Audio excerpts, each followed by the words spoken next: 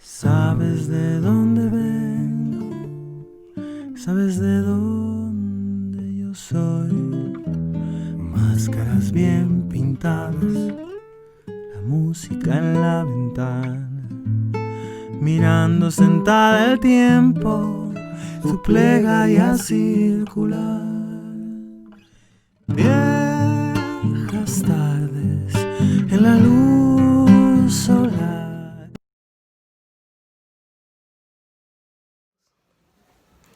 ¿Qué tal amigos? ¿Cómo están? Soy María Albernaza y bueno, el día de hoy vengo con otra emisión de Eco de las Palabras. No lo estamos haciendo en vivo porque este año ha sido un poco particular y como todos ustedes sabrán hemos tenido una pandemia que ha azotado a prácticamente todo el mundo y nosotros somos parte de la segunda ola de esa pandemia. Los países que hacen parte de la Unión Europea o los países como Francia, Suiza, que comparten fronteras, ya empezaron a tomar medidas de confinamiento para resguardar a su población y evitar el colapso sanitario. El día de hoy vamos a hablar de algo muy importante que es el duelo. Y este año particularmente que se ha llevado a mucha gente que conocemos, mucha gente querida y que ha sido un año donde probablemente gente que no nos imaginábamos han hecho este largo viaje o han comenzado este largo viaje hacia otro lugar. Y es por eso que el día de hoy vamos a hablar sobre un poco de tradiciones, duelos, todo lo que son los rituales, las ritualidades y bueno, acompañado de algunos mitos de lo que viene a ser esta especie de animismo, pero también estos seres y personajes maravillosos que vienen acompañados con lo que es la celebración del Halloween, por ejemplo, el 31 de octubre, y que también va un poco por detrás de lo que es la celebración ritual de lo que nosotros festejamos como Todos Santos. Y bueno, algo con lo que quiero comenzar es hablar sobre el duelo y sobre el viaje de las ánimas. Hablamos del viaje de las ánimas, pero particularmente las ánimas están estrechamente ligadas a la memoria. La partida y el viaje en diferentes planos físicos, materiales, como también en otras dimensiones que desconocemos. No sabemos a dónde van y si existe esa conciencia del presente, ¿no? Solo sabemos que parten. Los abuelos dentro de nuestra cultura marcan una intensa búsqueda dialéctica de lo incomprendido, de lo místico o de ciertos fenómenos que se detienen en el tiempo y el espacio de nuestros pensamientos y nuestras emociones. En América Latina muchos realizamos diferentes tipos de prácticas tradicionales. Por ejemplo, realizamos altares, ponemos la foto de nuestro ser querido o vamos al cementerio cada 2 de diciembre para recordar a nuestros difuntos. Pero sobre todo recordar lo que somos y de dónde venimos. Leemos el tiempo a través de las memorias.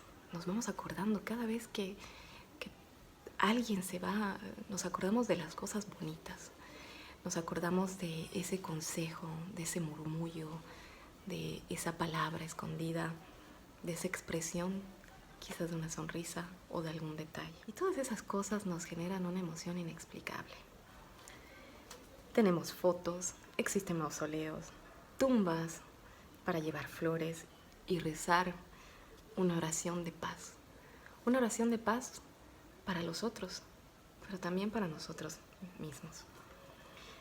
Cuando algún ser querido se va de manera inconsciente, visualizo o visualizamos que esa persona se va con una maleta. Y a veces podemos encontrarnos con ellos a través de los sueños o pequeños murmullos de la mente. A veces nos acordamos de alguna palabra que nos dijo nuestra abuela o de aquel ser querido que partió. En el mundo andino, la muerte es un viaje también y está estrechamente ligada a los ciclos agrícolas y a la tierra. el almita desde las alturas regresa en forma de lluvia para regenerar y hacer nacer más vida. Si bien Todos Santos es una tradición de origen católico y que se celebra a partir del siglo IX, se enlazó y se construyó un sincretismo entre prácticas de vieja data, prehispánicas, con las que ya venían de afuera. Ucupacha en quechua o mancapacha en aymara son representadas como la fuerza telúrica, la fuerza de la tierra con todo su poder, y la vida interior y subconsciente, con lo que enterramos muy adentro lo que habita en todo nuestro cosmo interior. La muerte no es un final, es parte del ciclo de la vida. Vida, muerte, vida. Las almitas bajan, no solamente para consolarnos, sino que hacen un viaje interior hacia lo más profundo de lo que somos nosotros. Y vamos a explorar un poco lo que es cierto tipo de mitos o personajes lúgubres en algunas culturas, pero que nos aproximan hacia nuestro interior. Y vamos a recorrer estos símbolos que están ligados a diferentes culturas. Vamos a abordar un personaje de la cultura aymara, un personaje de la cultura moche en el norte del Perú y algunos personajes de las tierras bajas del oriente boliviano. Todos estos personajes están ligados a las fuerzas naturales, al agua, a la tierra, pero que también nos ayudan a reencontrarnos hacia cierto tipo de arquetipos construidos a lo largo de la humanidad. Y para ahondar un poquito más en estas conexiones que existen entre cultura y cultura, es importante recalcar que, por ejemplo, el Halloween es una fiesta celta y es una fiesta que ha nacido también ligada al ciclo del calendario agrícola, al igual que muchas de las festividades de nuestras culturas prehispánicas y en particular la aymara está ligada al calendario agrícola. Entonces, lo interesante de esto es que el Halloween es la culminación de un ciclo agrícola.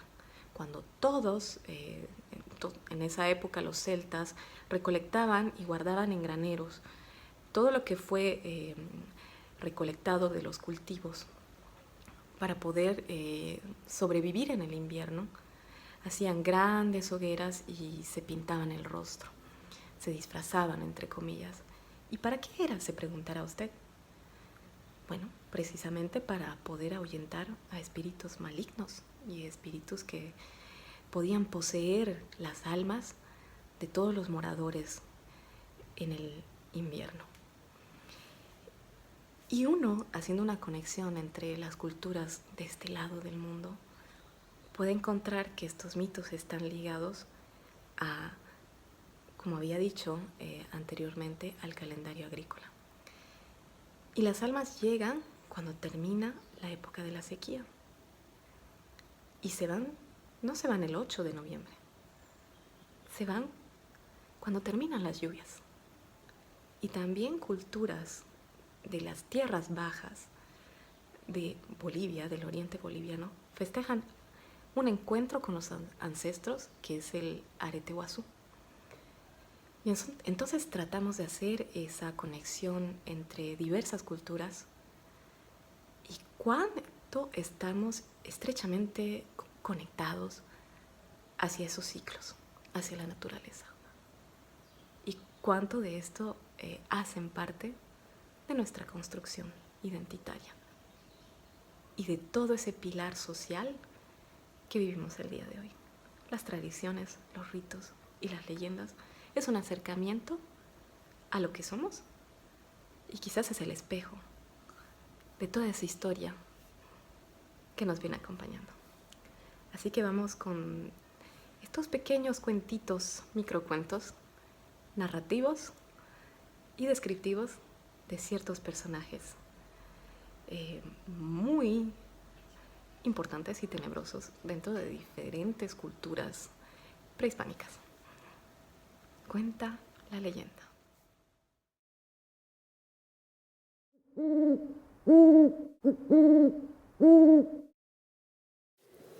Antahuaya.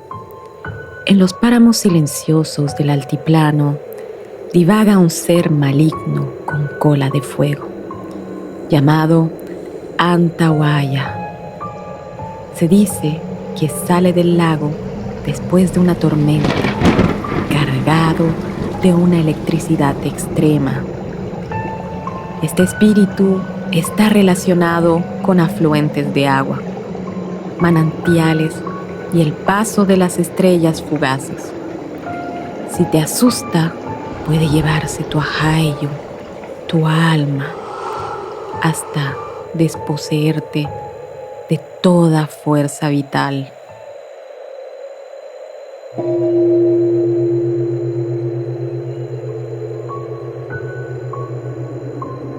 Morrop es una deidad nacida en el seno de la cultura mochica del norte del Perú. Allí es el dios de la muerte.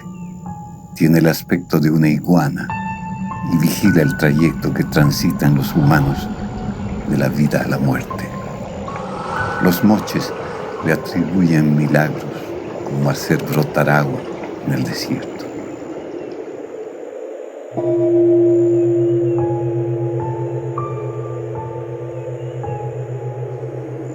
El Hichi.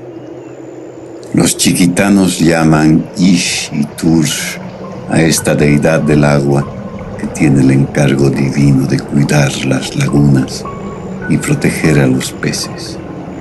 Si alguien lo mata, la laguna se seca inmediatamente, dejando peces muertos en el suelo todavía húmedo. El Hichi es una inmensa serpiente. Es un ser esencial en la cosmovisión animista de los pueblos orientales de Bolivia. Su nombre glorifica la naturaleza.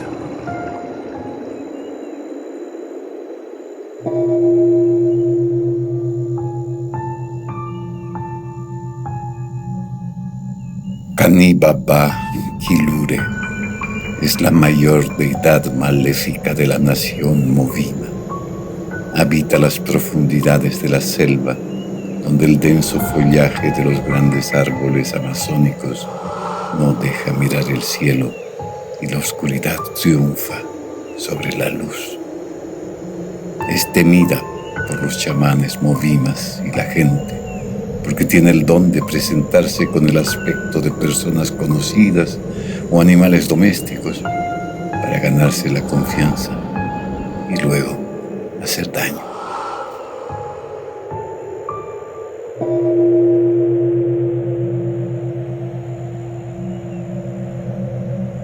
En la mitología ayorea, en el Chaco, el Ashoná es un chamán que fue transfigurado en Cuyapó, un ave que con su canto activa la nostalgia. Es una potente deidad que anida en el corazón de la naturaleza, allí donde la selva duerme en espléndido reposo. El ave Dios cuida de la naturaleza. Se le debe pedir permiso para recolectar plantas, cazar animales o buscar miel.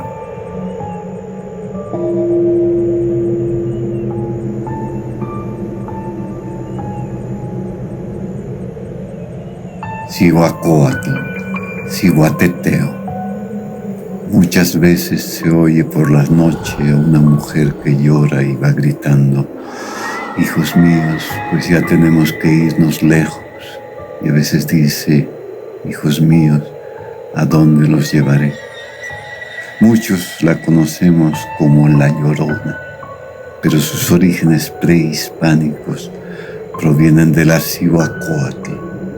Las Cihuateteo eran las madres primerizas que morían en el parto y se convertían en mujeres diosas. Estas mujeres alcanzaban el mismo estatus que los hombres que morían en las batallas o eran sacrificados. formaban el cortejo que acompañaba al sol en su jornada diaria. Se las dibujaba como deidades, mitad mujer y mitad serpiente. Se decía que en determinadas fechas del calendario ellas descendían a la tierra con formas fantasmagóricas, llevando una calavera en la cabeza y garras en lugar de los pies y de las manos, y asustaban a las personas en las encrucijadas y anunciaban calamidades y muerte.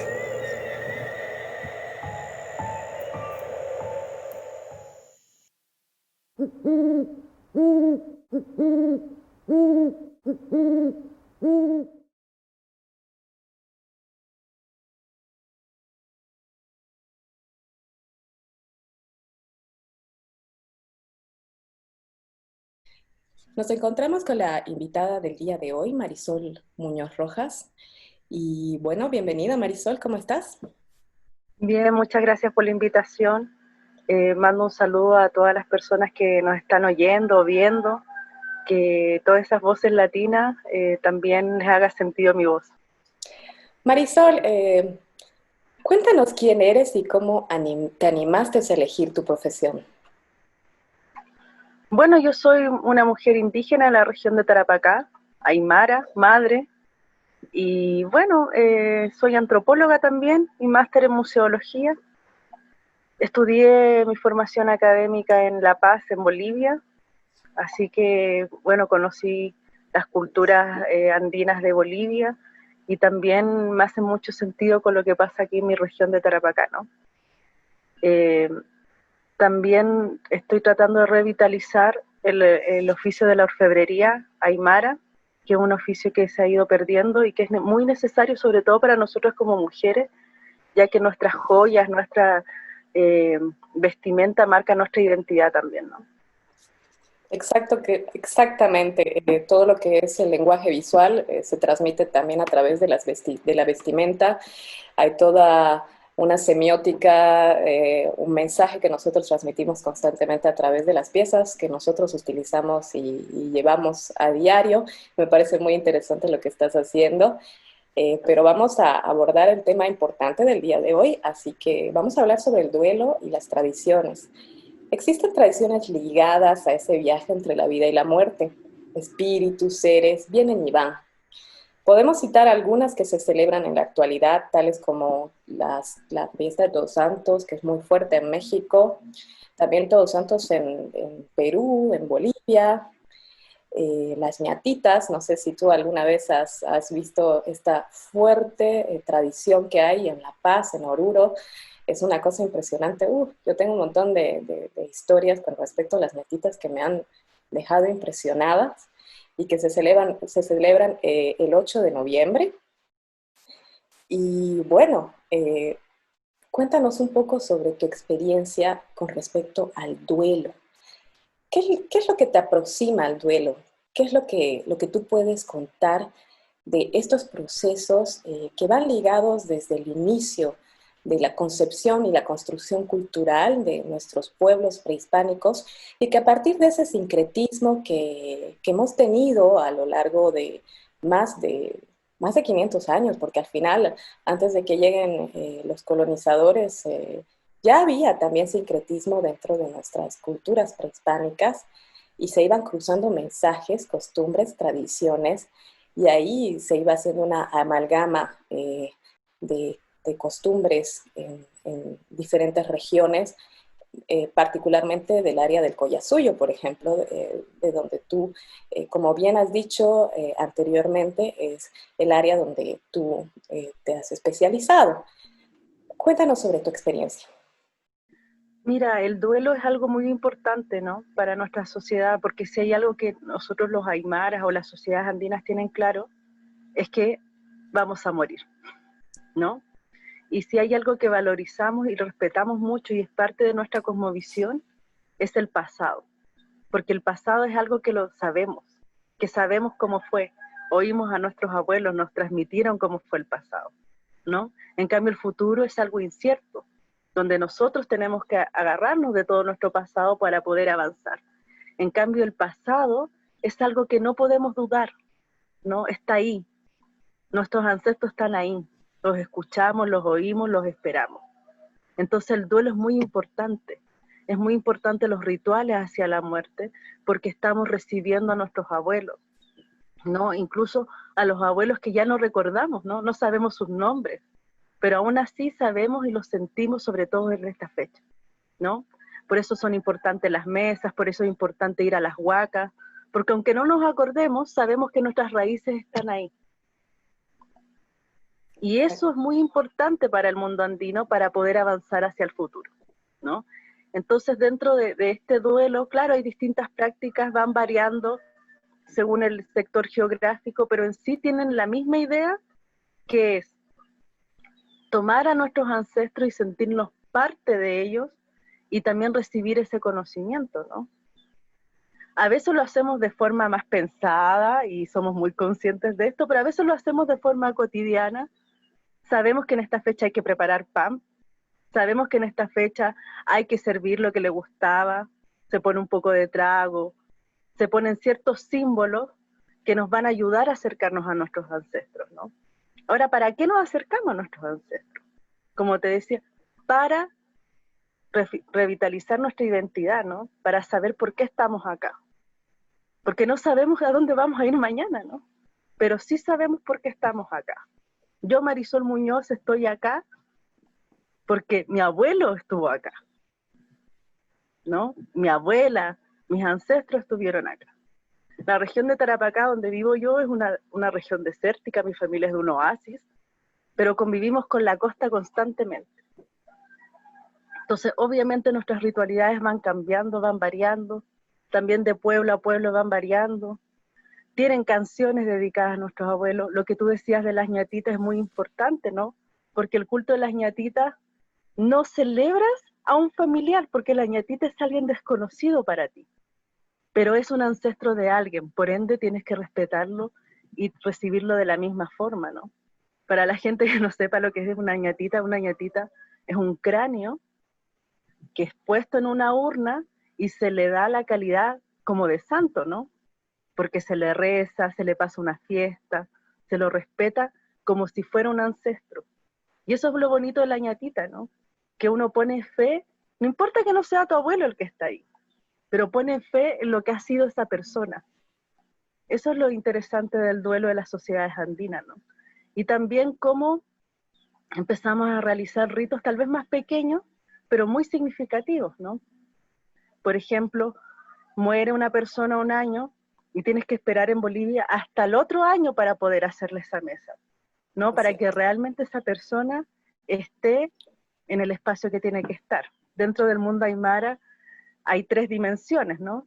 En la que vivimos nosotros, que es el Alacpacha, luego la de la tierra, que es la Pachamama, todo lo que podemos sembrar, donde están los árboles, el suelo que nosotros conocemos, que es el Acapacha, y después está el Mancapacha, que es el ultramundo, que es el mundo de los muertos, y estos 3 mundos viven constantemente en relación, o sea, no están separados, ¿no? Necesitamos de nuestros ancestros para que nuestros cultivos sean fructíferos, ¿no? La agricultura, cómo está ligada a esto. Y también cómo nos influencia a nosotros que estamos sobre nuestra tierra. Todo lo que vemos, ¿no? Todo lo que estamos aquí, estamos viendo los árboles, los cerros, también se relacionan, ¿no? Y ahí vemos cómo nuestra cosmovisión es totalmente circular. Algunos pueblos prehispánicos han comenzado a desarrollar todo lo que son los rituales exequiales, lo de la momificación, por ejemplo. Y ahora vamos a este punto. Te ha tocado ser guardiana de las momias del Chinchorro. ¿Podrías describirnos quiénes eran y específicamente qué implica este proceso de momificación? Bueno, la cultura Chinchorro se llama cultura Chinchorro porque los primeros hallazgos de las momias con estas características fue en la playa Chinchorro de Arica. Pero no sabemos cómo ellos se autodenominaban. Pero sí lo que sabemos que eran grupos que estaban desde el sur del Perú, al área de Tacna, Arica, Tarapacá, hasta el río Loa, ¿no? Entonces, toda esta área del litoral es donde habitaban los chinchorros y donde ellos explotaban fuertemente el mar, ¿no? Básicamente su entorno era marino y les costaba mucho conseguir agua potable, agua dulce, ¿no? Y habían pocos focos de vertientes de agua. Entonces los aprovechaban. Por ejemplo, utilizaban la vejiga del lobo marino como bolsa de agua. El problema es que esta agua tenía altos niveles de arsénico, ¿no? Estamos hablando de más del 10% de lo que podría ahora admitir la OMS. Sí. Entonces, era muy cotidiana la muerte. Podían tener muertes de fetos, ¿no? Había mucho aborto espontáneo, había muchas muertes de ancianos. En general, la población era muy mermada por el tema del arsénico. Entonces, esta cultura se empieza a ver rodeada de muerte y también con esa necesidad de tenerlos consigo, ¿no? Una madre que se le muere su bebé lo va a tratar de tener siempre en el recuerdo, consigo. ¿Cómo lo hago? Entonces ellos empezaron a desarrollar la momificación. Estamos hablando de una cultura chinchorro que es hasta 8.000 años atrás. Estamos hablando de los 6.000 antes de Cristo, incluso anterior a lo que podrían ser las momias de Egipto, ¿no? Entonces dentro de estas momias chinchorro tenemos las más antiguas, que son las momias negras, ¿no? Que básicamente se extraen los órganos y se cubre con... se le hacen mascarillas de cerámica y esta cerámica tenía pigmentos negros. Entonces las momias más antiguas se llaman las momias negras, luego va variando también, ¿no? Cómo va evolucionando esta forma de hacer estas momias a partir de años. No estamos hablando de un año a otro, estamos hablando de miles de años, donde empiezan a volverse momias rojas con una complejidad mayor, ¿no? Seguimos con la lógica de extraer los órganos y mantener el cuerpo, pero empezamos a hacerles armazones por dentro, ¿no? Y tenemos desde fetos momificados hasta personas de edad adulta. ¿En dónde han encontrado las momias, Marisol? ¿Las han encontrado en algún tipo de lugar sagrado o enterradas debajo de la tierra? Las han encontrado en las playas. En las playas. Porque en las costas era donde habitaban estos grupos humanos, ¿no? Entonces la necesidad de llevarse también, porque tenemos que hablar que estas culturas, si bien ya tenían un nivel de sedentarismo, igual iban moviendo según la época, según a distintos sectores. Entonces ellos se llevaban a sus muertos, se llevaban a sus momias. Por eso era importante la momificación, para poder trasladarlas, ¿no? Entonces luego ya tenemos unas momias que ya son las que les denominan que están envueltas, vendadas, donde ya vemos que no solamente extraen los órganos, sino que los huesos los acomodan. Entonces vemos momias como de menor tamaño, decimos que son chiquititos. No, es que agarraban las extremidades, las doblaban y las embarrilaban. ¿Qué significaba? Que las envolvían, ¿no? Les daban una propia forma. Voy a anotarme esta palabra porque no la conozco. Embarrilar. Embarrilar. Las tejedoras las conocen mucho, porque tiene que ver mucho con el tema de tejido, ¿no? El embarrilado. Entonces, esta cultura va siendo de forma cotidiana un ritual hacia la muerte. Y obviamente debe haber creado también gente que se dedique exclusivamente a esto. Entonces nos vemos una sociedad tan arcaica como nos imaginamos 8.000 años atrás. Vemos una sociedad muy consciente de la muerte, muy consciente del duelo y muy consciente también de técnicas de momificación, ¿no? Las higuias se pueden encontrar en las culturas chinchorro. Podemos ver pequeñas estatuillas de momias, ¿no? Ah, sí. De cerámica, pequeñas estatuillas de cerámica que tratan de mostrar una pequeña momia, ¿no? Un pequeño ancestro. Entonces, qué importante también es tener un elemento que lo podamos llevar con nosotros, ¿no? Para seguir recordando el duelo. Entonces, cuando ahora vemos nuestra sociedad actual y vemos una mamá que sigue manteniendo tal vez la foto de su hijo muerto ahí, nos hace mucho sentido que ellos también tuvieran ese tipo de elementos, ¿no? Es una resignificación. Son nuestros seres queridos los que se han partido, ¿no? Y también nosotros lo hacemos porque esperamos que alguien lo haga por nosotros. Que cuando a nosotros nos toque también morir, hay alguien que realice esos ritos. Por eso también es tan importante dentro de la sociedad andina la transmisión, ¿no? Por ejemplo, hacer una mesita de ofrenda para las almas involucra que hay que hacer pan. Los pan lo hacemos con los niños, ¿no? Las mesitas por lo general se arman y ellos son muy partícipes, pero al mismo tiempo estamos entregando ese legado cultural. Dentro de la cultura chinchorro yo creo que fue así, ¿no? Entonces tenemos una tragedia, como ahora nos está pasando con el COVID, que eran los altos niveles de arsénico, que nos enfrenta a una muerte constante y cotidiana. Entonces, ¿qué hacemos frente a eso? Bueno, también realizamos ritos, creamos y vemos formas para poder nosotros vivir el duelo, porque al final somos los que quedamos acá, los que realizamos estos ritos y los que los necesitamos, ¿no? Para poder seguir avanzando en nuestro camino. Vamos a la siguiente pregunta. Los cuerpos hablan a través de muchos lugares, ¿no? A través de las huacas, los lugares sagrados, los chulpares. Ellos nos describen quiénes eran nuestros antecesores. Existe una especie de lenguaje semiótico, mítico, inconsciente que habita en quizás esa memoria oral, porque tú sabes que nosotros poco escrito hemos conocido de las culturas prehispánicas, pero sí ha habido una fuerte lucha para preservar estos saberes a través de esa memoria oral, y lo que tienen ahora los arqueólogos o antropólogos es justamente descifrar esa memoria a través de los símbolos, de dónde se encuentran desplazados estos objetos, algunas momias. Queremos saber sobre esa memoria y rituales de duelo. ¿Cuáles han sido los que más te han conmovido, los que has estudiado, y qué es lo que puedes compartir a las personas que nos están viendo el día de hoy? Bueno, me gustaría hablar de mi región, porque es una región que conozco y que te puedo dar un ejemplo claro. Pero antes de eso quisiera rescatar una investigación que se ha desarrollado en Bolivia y que es muy importante, que la hace el doctor José Tejero, que relaciona las mesas de Todos Santos a la misma Puerta de Sol de Tiahuanaco, ¿no? A través de la iconografía.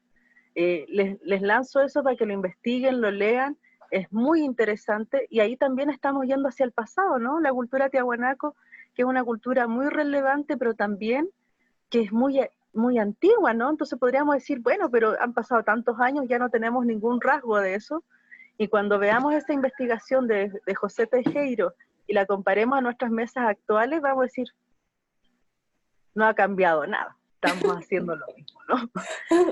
Pero yendo a nuestra región de Tarapacá, comentarte que esta región, si bien fue habitada por los chinchorros hace 8.000 años atrás, luego también fue influenciada por la cultura tiahuanaco, pero luego de eso también hubo un desarrollo propio, ¿no? Un desarrollo regional.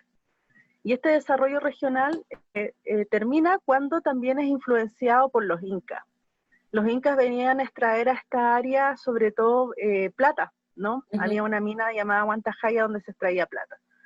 El inca realizaba rituales de ofrenda por dos razones. Una era en forma de agradecimiento y otra en forma de rogativa, ¿no?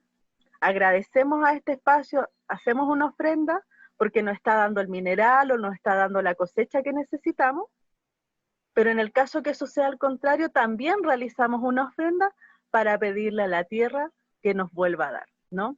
Entonces esto era muy importante para el inca, no lo hacía en cualquier lado tampoco, lo hacía en lugares puntuales. Y eran encargadas, o las personas que iban a ser ofrendadas tampoco era cualquier persona, ¿no? Eran las propias doncellas del inca.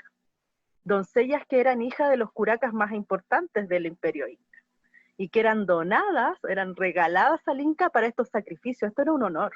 Tú ibas a morir por tu cultura, ¿no? Entonces, acá en la región de Tarapacá hay un caso que son las princesas incas del Cerro Esmeralda, que justamente era una doncella que es acompañada, una princesa acompañada de su doncella. La princesa tenía como 17 a 18 años, estamos hablando de una doncella que tiene de 9 a 11 años, y que vienen caminando desde el mismo Cusco, ¿no? Hasta esta región para ser ofrendadas. Esto ha sido corroborado obviamente por los arqueólogos físicos, donde a través de la dieta han corroborado cómo ha ido cambiando su dieta desde que salieron de Cusco hasta que llegaron a la costa a comer pescado, ¿no? Y fueron ofrendadas en el Cerro Esmeralda, no sabemos si en forma de rogativa o de agradecimiento por el mineral de plata que sacaban de esta región, y ellas también se encuentran momificadas, ya que fueron enterradas en un cerro. Como les digo, estamos en una área desértica, entonces la momificación se hace muy fácil, pero la gracia que tienen ellas, o lo que quiero rescatar de este hallazgo arqueológico, es que ellas estaban con un ajuar, ¿no? Y este ajuar es muy relevante porque nos habla de la importancia que tiene la muerte. En primer lugar, tenían estatuillas de plata en las manos, típico de un capatcocha, como se llaman este tipo de ofrendas del Inca, ¿no? Y es muy importante porque se han encontrado capatcochas incas en varios cerros, ¿no? En Bolivia, obviamente en Perú, en el lado de Argentina, pero este es muy especial porque es el único que está en la costa, ¿no? Entonces nos habla de la importancia que tenía este territorio para el Inca para haber mandado esta ofrenda. Ellas estaban con los textiles más finos del imperio Inca, tenían cerámicas, tenían joyas, tenían textiles muy finos, sus joyas eran de conchas, que nos habla de la riqueza cultural del imperio Inca, pero también nos habla de los distintos territorios. Podemos encontrar una chuspa tejida, pero con aplicaciones de plumas amazónicas. Podemos encontrar collares de concha, y ese tipo de conchas son como del lado de Ecuador. Entonces estamos hablando de cómo el imperio Inca, de sus distintos territorios, tenía como esos pequeños tesoros que eran ofrendados, ¿no? Era un poco los lugares donde ellos habían llegado a introducirse, ¿no? Los lugares donde ellos han conquistado probablemente, y que cada uno de esos elementos acompañaba a las doncellas, ¿no? Claro, y por ejemplo, una de las últimas investigaciones de estas doncellas es que poseían cinabrio. El cinabrio es un polvo rojo, carmesí, muy, muy lindo, que era en esa época utilizado como maquillaje, pero que ahora sabemos que es altamente tóxico, ¿no? Claro, obviamente Bueno, tiene que tener por ejemplo, tiene que estar a muy alta temperatura, tienen que pasar ciertas cosas para que eso sea efectivo. Pero nos habla también de una sociedad donde era muy importante lo que iba a pasar después de la muerte, ¿no? Entonces era muy importante qué se iba a poner, qué se tenían que llevar, ¿no? Y dentro de las cosas que se tenían que llevar, también tenías que llevar tu maquillaje, ¿no? Si nos ponemos a pensar cuando viajamos, ¿cuántas cosas metemos en nuestra maleta? Si tuviéramos que irnos mañana o si nos avisaran, también vamos preparando cosas. Entonces, a veces nos extrañamos de estas cosas, pero cuando vemos nuestra vida cotidiana decimos, yo haría lo mismo, ¿no? exactamente. Es relevante distintas culturas que van realizando, claro, tal vez con su especialidad o con distintas formas, pero qué importante, ¿no? Es el ritual hacia la muerte, qué importantes son los objetos que acompañan al difunto. Porque nos está hablando de que ahí no queda, sino que hay un futuro después de eso, ¿no? Y ahí volvemos a lo que decíamos al inicio, de que estos tres espacios de la cosmovisión, de arriba, de acá, de donde vivimos, y el del inframundo, conviven de forma cotidiana, ¿no? Nos preparamos para estar en cualquiera de estos espacios. Sí, mira, es muy interesante lo que dices, ¿no? Porque también cuando estamos por hacer lo que es el velatorio, lo que es la despedida, el último adiós de nuestros difuntos, están los tanatólogos, por ejemplo. Y así muchas artes se han ido desarrollando, ¿no? Los tanatólogos o las personas, los familiares también, depende de la elección de la familia o la tradición también. Limpian al difunto, visten al difunto, ves una fotografía y dices, mira, se veía así hace tanto tiempo, así lo quiero recordar. al difunto se lo maquilla, le pinta las canas, se le pone la mejor prenda de vestir que probablemente tenía. Y así estas cosas, uno cuando reflexiona sobre esto hace una conexión profunda de lo que somos como construcción social, pero que tampoco, como tú dices, hemos cambiado inmensamente. Seguimos siendo la misma cosa ligada a un ser superior en la vida terrenal y a todo esto que son las fuerzas telúricas de donde nace más vida, ¿no?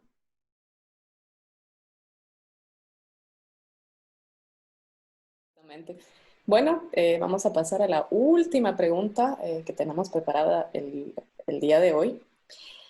Y estamos hablando de toda esta fecha, del duelo, de la ritualidad, de Todos Santos. Hemos desglosado el tema desde diferentes visiones, desde distintas perspectivas, pero ahora el tema de la pandemia ha afectado muchísimo a que se lleve a cabo estos rituales. Y ni siquiera en algunos lugares se permite visitar los cementerios o se permite vivir esta ritualidad que era parte de la tradición anual que se vivía. Y bueno, ¿qué es lo que nos puedes contar tú con respecto al pueblo donde estás? Porque sé que estás viviendo cerca de una localidad alejada de la ciudad, digamos, en una población rural. ¿Cuál es el mensaje que quieres dejar a las personas en esta celebración poco común de la fiesta de Todos Santos? Ha sido un año bastante complejo, ¿no? Bastante incertidumbre, más que tal vez complejo. Y claro, esto para las sociedades andinas que vivimos en base a un esquema A anual ciclos. dedicado a la agricultura, donde en tantas fechas se hacen ciertos rituales, donde en estas fechas esperamos a nuestros muertos. Nos encontramos a veces con una cuarentena que no nos deja subir a los pueblos, ¿no? Sí. Que no nos deja incluso llevar alimentos para ver si están bien los abuelos, donde está bien cuidarnos, pero cuando tenemos localidades aisladas es bastante preocupante.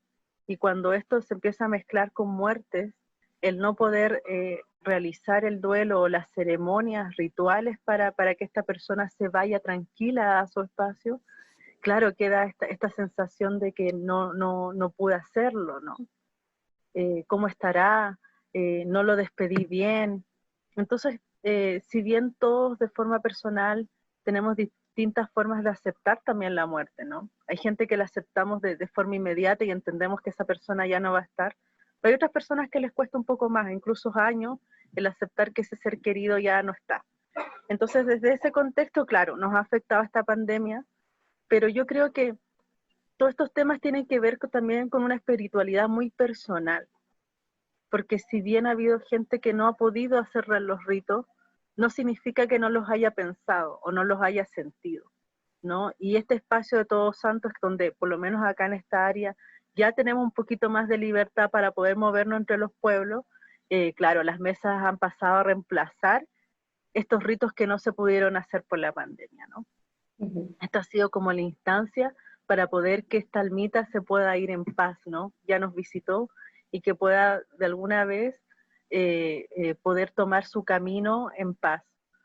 Pero ha sido complejo este año, ha sido bastante difícil porque, por ejemplo, no sé, el 21 de junio, que para nosotros es tan importante, el solsticio de invierno, la mesa de ofrenda yo la hice en el patio de mi casa, ¿no? Cuando estamos acostumbrados a veces a subir a los cerros a esperar Los primeros rayos del sol.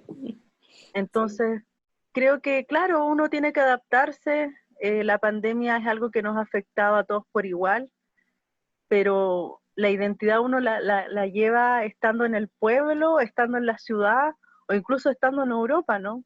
Sí. Estoy muy segura que mucho de la gente que nos está yendo ahora, aunque sea un platito de comida extra, puso en su mesa, ¿no? A una velita. Recordando. Una velita, una flor. Eso también ayuda a que este duelo se realice, ¿no? porque a veces lamentablemente, independiente que haya pandemia o no, no podemos realizar estos ritos, pero lo importante es que sepamos que existen, lo importante es que los tengamos a nuestros abuelos siempre presentes, ¿no? No solamente en estas fechas, sino en nuestra cotidianidad. A veces cuando nos está pasando una emergencia, ahí sobre todo es cuando nos acordamos, ¿no? Sí, es Nos abuelito. acordamos cómo lo hacía mi mamá, cómo lo hacía mi abuela, ¿no? O cómo lo hubieran hecho, o cómo yo lo vi, ¿no? Sí. Incluso para armar esta pequeña mesita que armamos nosotros acá, pero pongámoslo así, no, es que yo he visto que lo hacen así, ¿no? Entonces uno va replicando, ¿no?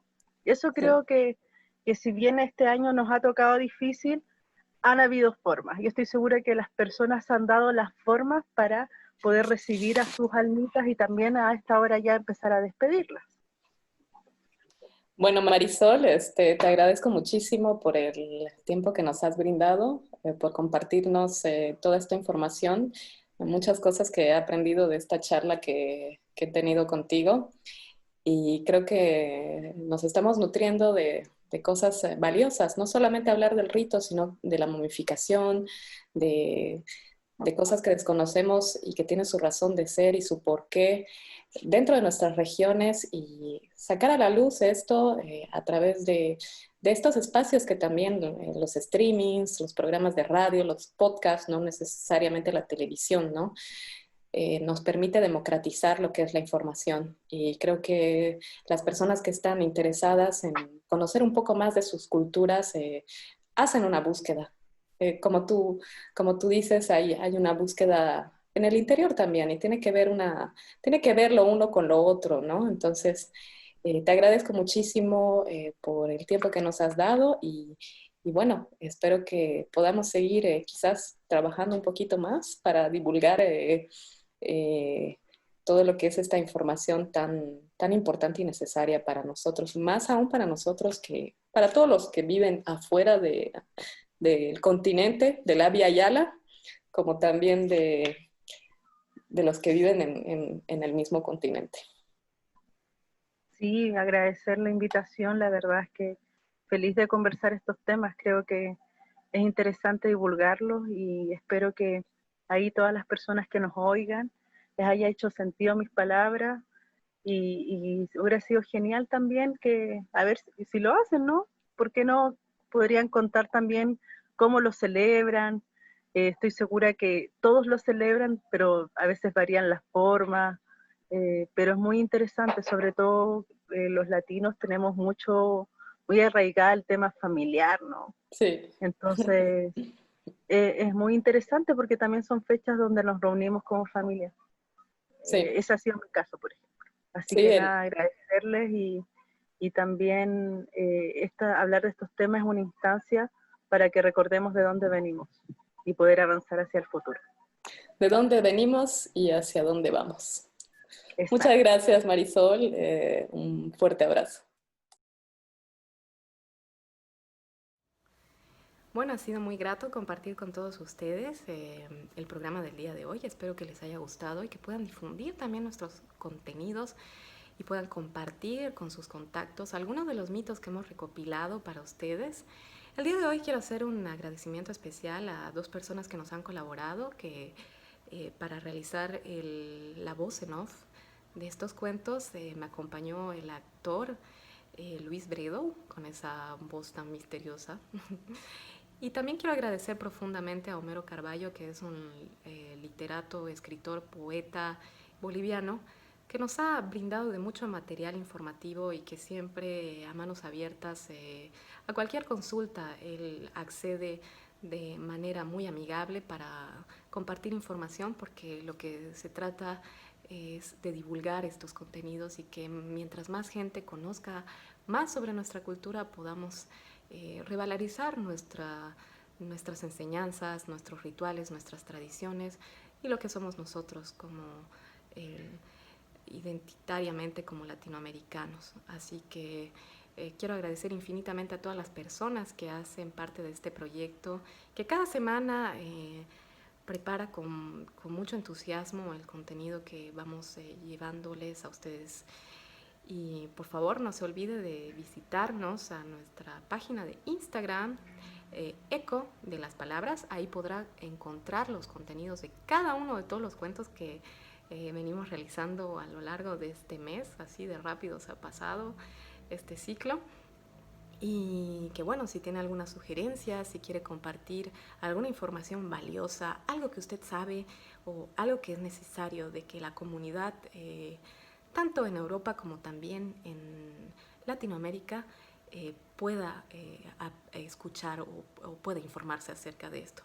Así que les agradezco infinitamente y bueno, la próxima semana tendremos un mito de la zona del Collasuyo. Y espero nuevamente compartir al lado de ustedes a través de esta nueva manera, a través de las grabaciones, ya no el streaming, este programa que se llama Eco de las Palabras. Muchas gracias. Viejas tardes en la luz solar, ay, se enganchó mi corazón al tuyo. Y no hay soledad que le gane a esa estación.